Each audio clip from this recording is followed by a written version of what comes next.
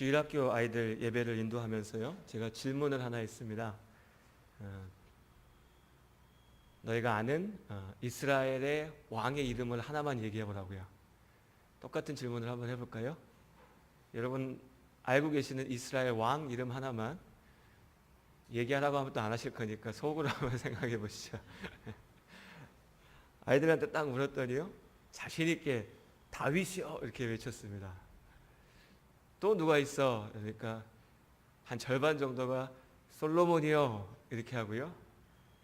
그 다음에 또 이러니까요, 다들 지금 저를 보시는 것처럼 그냥 가만히 저를 쳐다보고 있었습니다. 이스라엘 왕 하면 우리가 다 누구나 다 다윗을 떠올립니다. 그리고 다윗이라고 하는 이름을 들으면 자연스럽게 기억나는 사건이 하나 있죠.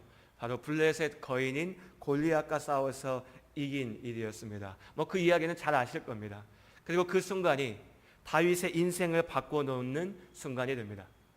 시골에서 양을 치던 목동이 전쟁에 나아가서 상대방의 강력한 장군을 물리친 놀라운 사건이었습니다. 이 일을 계기로 목동이었던 다윗이 왕의 가장 가까운 곁에 머무르게 됩니다. 목동이었던 다윗이 군대를 이끄는 장군이 됩니다. 공주와 결혼하게 됩니다. 인생의 빛나는 순간, 찬란한 순간을 드디어 다윗이 맞이하게 되는 것입니다. 이렇게 주어진 기회 가운데 다윗은 자신에게 있는 능력을 유감없이 발휘했습니다. 전쟁에 나가면 항상 승리하였고 백성들이 바라볼 때에 너무나 멋진 모습으로 그들을 대하였습니다. 왕 앞에서도 충성되고 아름다운 모습으로 서 있었습니다. 그렇게 다윗은 적들에게는 두려움의 대상이 되었고 백성들에게는 칭송의 대상이 되었습니다. 그야말로 최고의 순간을 다윗이 경험하게 됩니다. 이때 전쟁에 승리하고 돌아오는 다윗을 바라보며 이스라엘의 백성들이 이렇게 외칩니다. 사울이 죽인 자는 천천히요, 다윗이 죽인 자는 만만이로다. 사울 왕의 영광이 천이라면 다윗의 업적이 만이라고 하는 거죠. 이 외침을 들으면서 다윗의 기분이 어땠을까요? 사람이라면, 우리라면, 저라면 내심 왕이 계시는데 그렇게 말하지 말라고 하면서도 속으로는 기분이 참 좋았을 것 같습니다. 그래, 사람들이 나를 알아주는구나. 그런데 다윗을 향한 이 칭송의 외침이 결국에는 그를 죽음의 문턱으로 이끌어가는 소리가 됩니다. 다윗이 이렇게 승승장구하는 것을 바라볼 때 사울의 마음은 처음에는 기뻤습니다. 그럼요, 다윗이 이긴다고 하는 것은 이스라엘이 이기는 것이고 이스라엘이 이기는 것은 결국에는 사울 왕 자신이 이기는 것이니까요. 하지만 처음 골리앗을 물리칠 때만 해도 진심으로 다윗의 승리를 기뻐했던 사울이 점점 시간이 지나고 다윗의 재능이 빛을 발할수록 마냥 기뻐할 수가 없었습니다. 다윗을 시기하는 마음, 질투하는 마음, 미워하는 마음이 솟아나기 시작했습니다. 사울 왕은 분명히 다윗을 사랑했습니다. 하지만 시간이 갈수록 이 사랑보다 미움이 더 커져갔고 결국 이 미움이 사랑의 마음을 삼켜버리게 됩니다. 사울 왕 역시도 왕이 될 때에는 하나님의 인도하심 가운데 하나님의 뜻 가운데 왕이 됐지요. 하지만 정작 왕이 되고 난 이후에 사울은 그 하나님의 인도하심을 온전히 다 잊어버렸습니다. 그렇게 하나님을 향한 믿음을 놓쳐버린 사울은 욕심과 질투의 늪에서 헤어나오지 못했습니다. 자신의 죄에 더욱더 깊게 빠져들어갔지요. 그리고 결국에는 다윗을 죽여야 됐습니다. 다윗을 죽여야 내가 살 수 있을 것 같았습니다. 다윗이 사라져야 내가 내 자리를 지킬 수 있을 것 같았습니다. 그렇게 다윗은 왕의 원수가 되었습니다. 사람들의 칭송을 받았지만 한 나라에서 왕의 원수가 되어서 살 수는 없었습니다. 그렇게 빛나는 자리에 앉아 있었던 다윗이 이제 하루아침에 살기 위해서 도망쳐야 되는 신세가 됐습니다. 아무것도 갖지 못하고 맨몸으로 도망치며 그는 말 그대로 살기 위해서 미친 척하면서 사울을 피해 떠나갔습니다. 그렇게 도망치던 다윗의 머릿속에 아둘람이라고 하는 곳이 떠올랐습니다.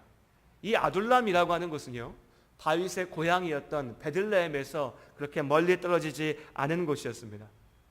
이 아둘람은 빽빽한 나무들로 가득한 숲이 자리 잡고 있는 야산이었습니다. 그런데 이 숲 가운데에 석회암으로 만들어진 동굴들이 여럿 감추어져 있었습니다. 그러니까 숲 속을 가만히 들여다보면 동굴들이 여럿 있었던 거죠. 더군다나 이 지역은 그 당시 사람들이 자주 오가던 큰 길에서 멀찍이 떨어져 있던 곳이라서 누가 굳이 찾으러 오는 자리도 아니었습니다. 말 그대로 왕의 위협을 피해서 도망치는 사람에게 숨기에 가장 최적의 장소였던 거죠. 다윗은 어릴 적에 양을 치며 돌아다닐 때에 이 지역을 알고 있었고, 이제 도망자가 된 다윗이 이 아둘람이라고 하는 곳으로 피해 숨어 들어갔습니다. 여러분 한번 생각해 보십시오. 여러분이 다윗입니다. 아둘람의 동굴 앞에 내가 서 있습니다. 이 동굴 앞에서 보면 저 멀찍이에 내 고향 베들레헴 땅이 분명하게 보입니다. 내가 이전에 자유롭게 양을 쳤던 자리들도 그 길이 내 눈앞에 분명하게 보입니다. 하지만 정작 다윗은 이 동굴에서 나아갈 수가 없습니다. 언제 왕의 군대가 와서 자기를 죽일지 모르니까요.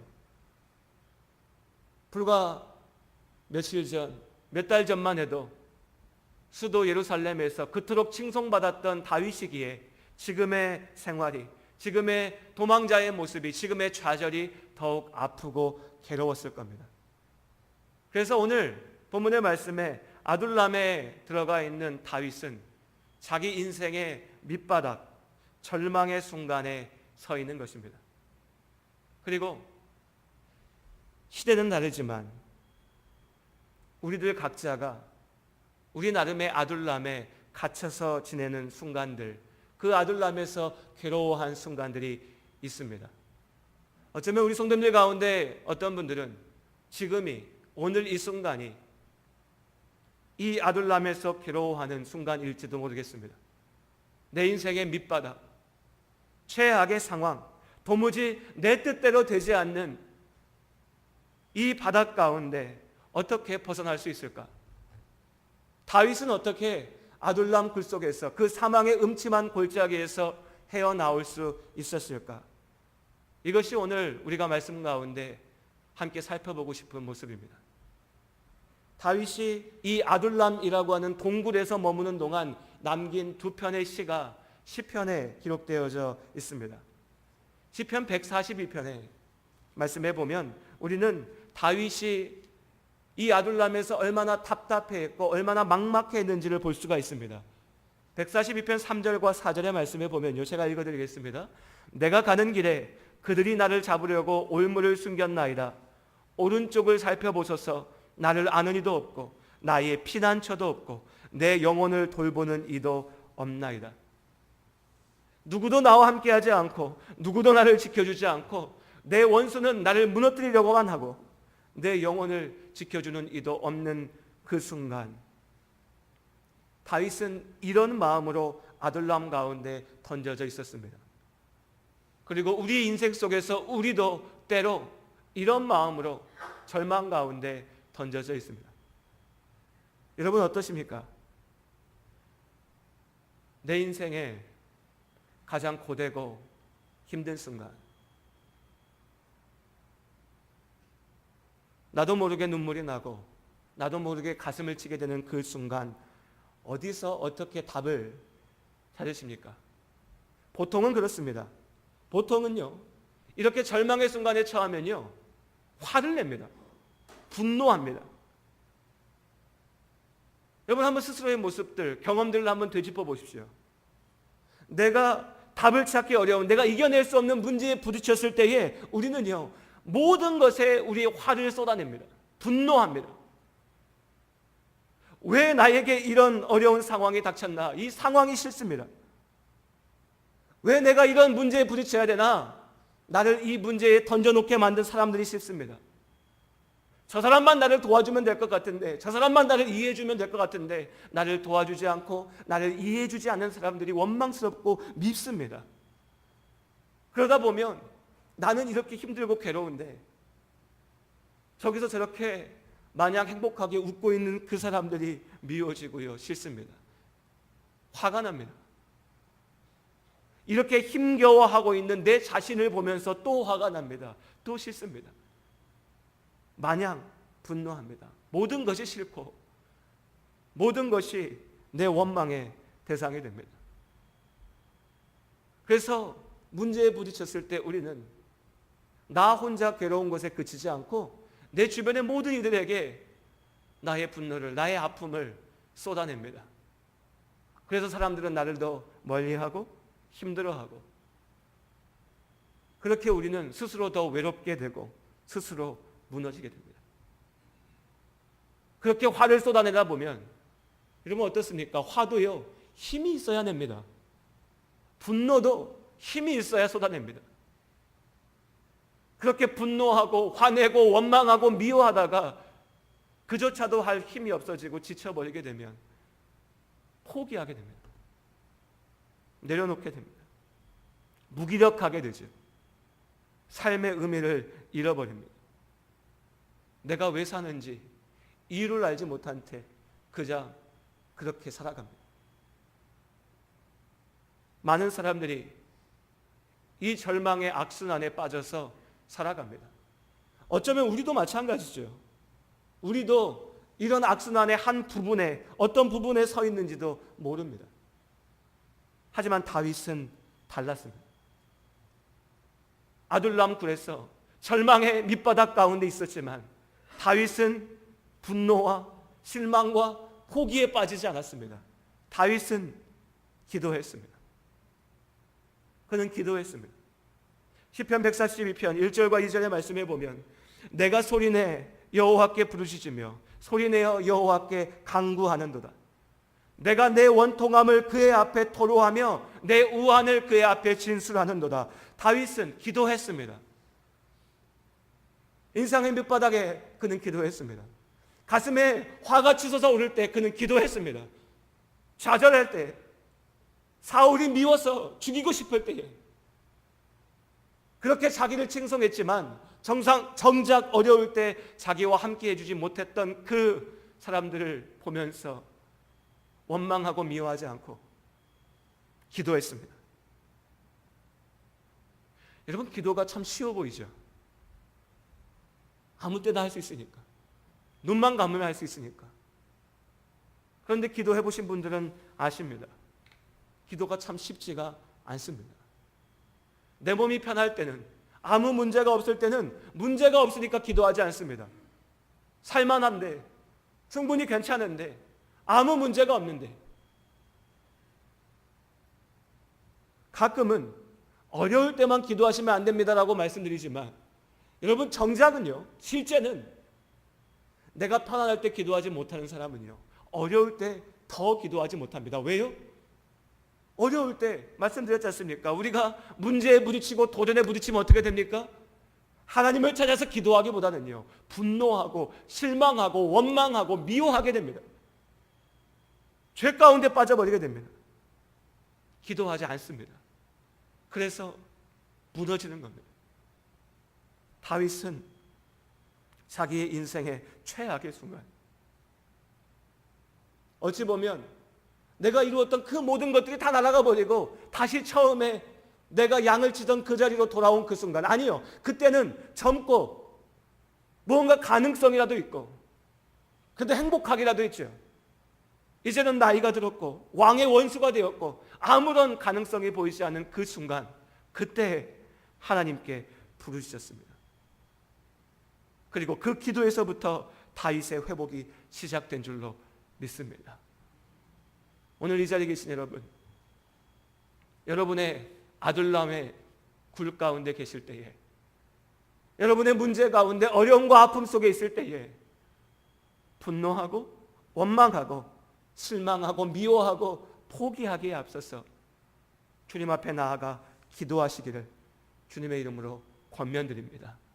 예수 믿는 믿음은 내가 예수를 믿는다고 얘기하는 것은 내가 교회 가서 예배 한번 드렸으니까 하나님이 내일 잘 되게 해주시겠지라고 믿고 끝나는 것이 아니라 내가 어려운 순간, 내가 부족한 순간, 내가 하나님의 은혜가 아니면 살 수 없는 바로 그때에 주의 이름을 붙잡고 기도하는 것입니다.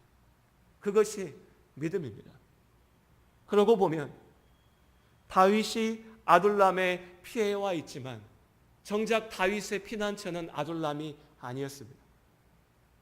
이 아둘람 동굴은 다윗을 지킬 수 있는 곳이 아니었습니다.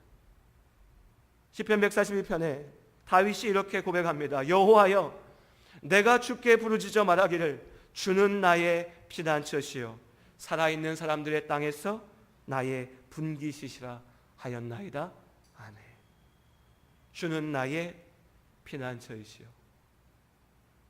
주는 나의 피난처이시요. 우리 딱 이 구절만 한번 같이 이야기해 볼까요? 함께 고백하겠습니다. 주는 나의 피난처이시요. 한 번만 더 고백하겠습니다. 주는 나의 피난처이시요. 주는 나의 피난처가 되십니다. 절망에 빠진 다윗이 하나님께 간구할 때 하나님께서 그를 지키셨습니다. 나무숲에 가려져 있는 아둘람 동굴이 아니라 하나님께서 그를 붙잡으셨습니다. 하나님께서 다윗이 무너지지 않도록 붙잡아 주셨습니다. 우리는 이 다윗의 기도에서 그리고 하나님의 인도하심에서 분명히 기억해야 될 한 가지가 있습니다. 우리가 무엇보다 지켜야 되는 것은 내 눈앞에 보이는 상황이 아니라 나의 영혼이고 나의 마음이라고 하는 것입니다.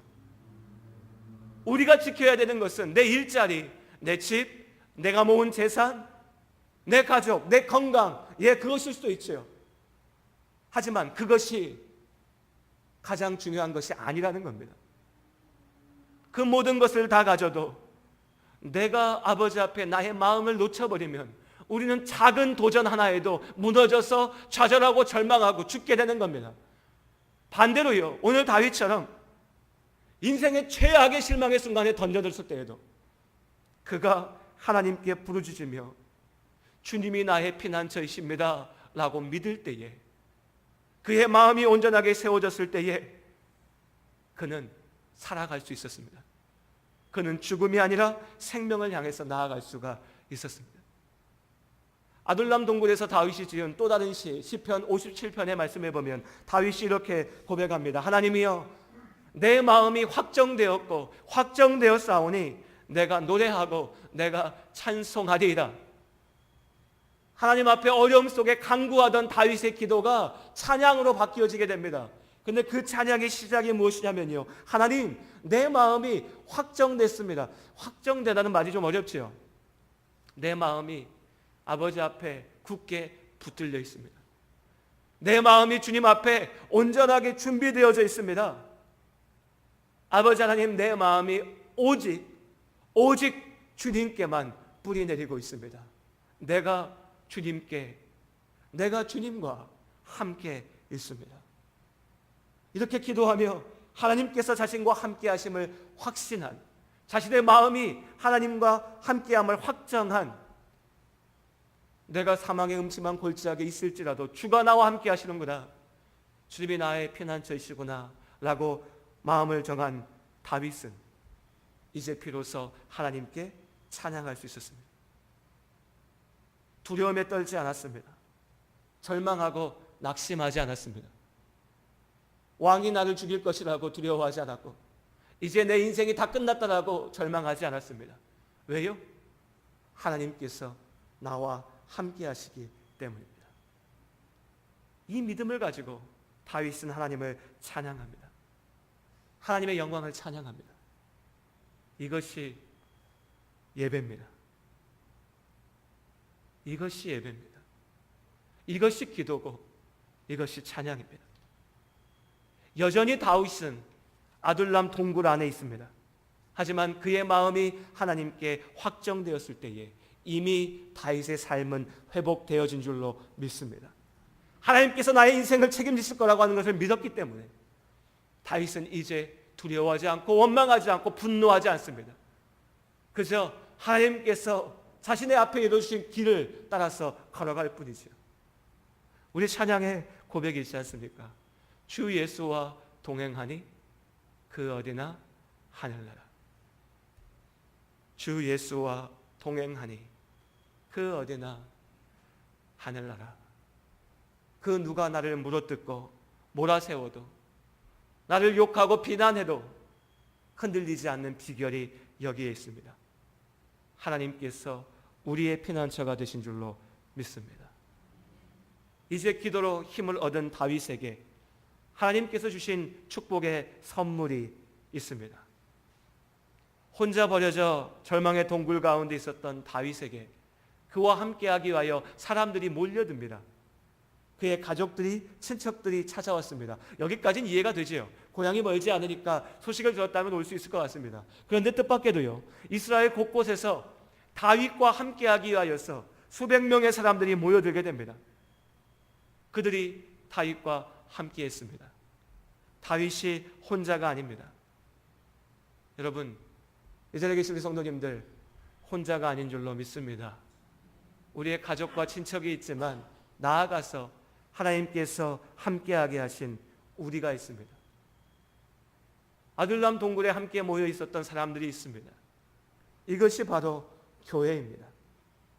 그런데요, 다윗의 곁에 다가왔던 이 사람들의 모습을 가만히 살펴보면 오늘 2절의 말씀에 뭐라고 합니까? 이렇게 모여든 사람들은요, 하나같이 마음이 원통한 사람들이었습니다. 다윗 못지않게 어려움에 부딪힌 사람들이었습니다. 삶의 문제에 부딪혀서 좌절을 경험한 사람들이었습니다. 그렇게 상처받고 아파하고 문제 가운데 있었던 사람들이 아둘람 동굴 가운데 함께 모여 있었던 겁니다. 여러분 어떤가요? 친구를 사귀려고 해도 좋은 친구 사귀라고 그러죠. 좋은 친구의 기준이 무엇인지는 각각 다르겠지만요. 무언가 사람을 만나도 좋은 사람 만나라고 합니다. 무언가 잘 나가는 사람, 무언가 행복하게 사는 사람, 무언가 아무 문제 없는 사람을 만나라고 합니다. 그런데 교회를 들여다보면 오늘 아들람 굴에 모인 사람들을 들여다보면 어떻습니까? 하나같이 상처 있고 문제 있고 아파하는 사람들이었습니다. 아파하는 사람들이, 상처받은 사람들이 모이면 어떻게 될 것 같습니까? 상처받은 사람들이 모이면요, 더 상처 줍니다. 우리 살면서 경험하지 않습니까? 행복을 경험한 사람이 다른 사람도 행복하게 만들 수 있습니다. 내가 아파하는 사람은요, 다른 사람도 아프게 합니다. 내가 문제를 겪은 사람은 다른 사람도 문제에 빠지게 합니다. 그게 세상의 모습입니다. 아둘람 굴에 모인 사람들은 하나 둘 사람들이 모여들 때에 다윗의 마음에 사람들이 이렇게 와서 나를 외롭게 하지 않는구나 라고 느꼈다면, 이제 그들 하나하나의 삶의 이야기를 들어보고 삶의 모습을 들여다보면, 아니 이 사람들은 나 혼자도 괴로워 죽겠는데 나보다 더 문제가 많고 괴롭고 부족하고 모자라고. 다윗이 내 뜻대로 되지 않는 삶에 절망하고 분노에 휩싸여 있었다면, 그에게 찾아온 이 많은 수백 명의 사람들은 다윗에게 단지 귀찮은 짐이었을 뿐입니다. 하나님, 나 혼자 살기도 힘든데 이렇게 문제 많은 사람들하고 뭘 같이 어떻게 합니까? 하지만 하나님께서 그들을 다윗의 곁에 함께하게 하신 이유가 있었죠. 다윗이 기도하고 다윗이 하나님을 붙잡고 하나님께서 온전한 피난처가 되심을 알았을 때에, 그때 비로소 다윗은 자신의 곁에 하나님께서 보내신 사람들 가운데에 머리가 되었습니다. 그들을 안아주었습니다. 그렇게 모인 많은 사람들이 다윗을 통하여서 위로받았습니다. 다윗과 함께 그들이 새로운 인생의 길을 찾았습니다. 기도하는 사람 다윗이 그들 가운데 있었기에 그들 모두가 살 수가 있었습니다. 교회도 마찬가지입니다. 우리 한 사람 한 사람이 예수 그리스도의 이름으로 이 자리에 모여 있습니다. 그런데 우리가 정작 그 주님의 이름을 놓쳐버리면, 정작 우리 가운데 기도하는 이들이 사라져버리면 이 모임은 우리에게 괴로움이 될 뿐입니다. 상처만 줄 뿐입니다. 서로가 서로에게 아픔이 될 뿐입니다. 예담교회, 하나님께서 선물로 모이게 하신 우리 서로가 서로에게 기도하는 다윗이 기도하는 위로자가 되어주시기를 주님의 이름으로 권면드립니다. 내 혼자가 아니라 함께 하신 주님의 그 뜻을 기억하며 우리가 함께 기도하며 나아가기 원합니다. 그렇게 다윗의 뒤를 따라갔을 때에 그들이 하나님께서 다윗을 통해 이루실 이스라엘 왕국의 길을 여는 용감한 용사가 되었습니다. 말씀을 정리합니다. 여기에 우리의 교회가 있습니다. 우리의 아둘람 굴이 있습니다. 우리 각자가 각자의 아픔과 문제를 가지고 여기에 서 있습니다. 무엇보다 여러분 하나님 앞에 기도하시기 바랍니다. 그리고 그 기도 가운데에 하나님께서 우리의 피난처이심을 기억하시기를 바랍니다. 내 눈에 보이는 형편보다 더 중요한 것이 하나님께 붙잡혀 있는, 아버지 앞에 매여 있는 내 마음임을, 내 영혼임을 기억하시기 바랍니다. 그리고 하나님께서 지금 나에게 선물로 주신 나의 사람들, 믿음의 가족들, 함께 기도하며 함께 나아갈 아둘람의 용사들을 바라보시기를 바랍니다. 하나님 안에서 서로가 서로에게 위로가 되고 서로가 서로에게 용기가 되는 참된 믿음의 공동체를 이루어가는 우리 모두가 될 수 있기를 주님 안에 소원합니다. 같이 기도하시겠습니다.